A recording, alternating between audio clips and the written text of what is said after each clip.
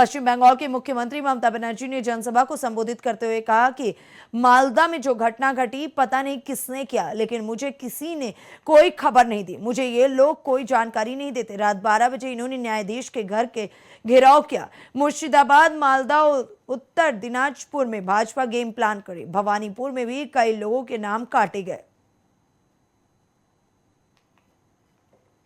যে ঘটনা মালদায় ঘটেছে জানি না কারা করেছে, কিন্তু আমার কাছে কেউ কোনো খবর দেয়নি।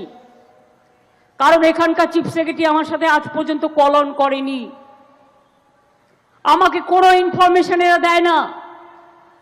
আমি রাতের বেলায় আমি একজন সাধারণ সাংবাদিকের কাছ থেকে জানতে পারলাম রাত্রির 12টার সময় যে জাজেদের ঘেরাও করে রেখেছে। আমি মনে করি মানুষের ক্ষোভ থাকতেই পারে।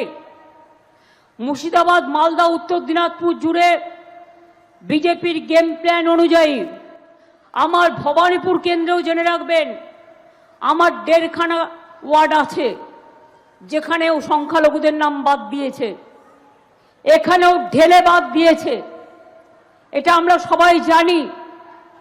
এবং 1,20,00,000 নাম বাদ দিয়েছে। তার জন্যই আমরা মাননীয় সুপ্রিম কোর্টে গিয়েছিলাম এবং সুপ্রিম কোর্ট তো সত্যি কথাই বলেছেন যে এটা হতে পারে না। তারা বলেছেন যাদের 60 লাখ নাম লজিস্টিক্যাল ডিসক্রিপেন্সিতে অর্থাৎ অ্যাডজুডিকেশনে আছে তাদেরটা আবার নতুন করে বিচার করতে হবে। ইতিমধ্যে 22 লক্ষ লোকের নাম উঠে গেছে। বাদবাকি যা বাতিল হয়েছে তাদের জন্য ট্রাইব্যুনাল করে দিয়েছে। সেখানে আপনাদের যাদের নাম বাদ হয়েছে সবাই অ্যাপিল করবেন।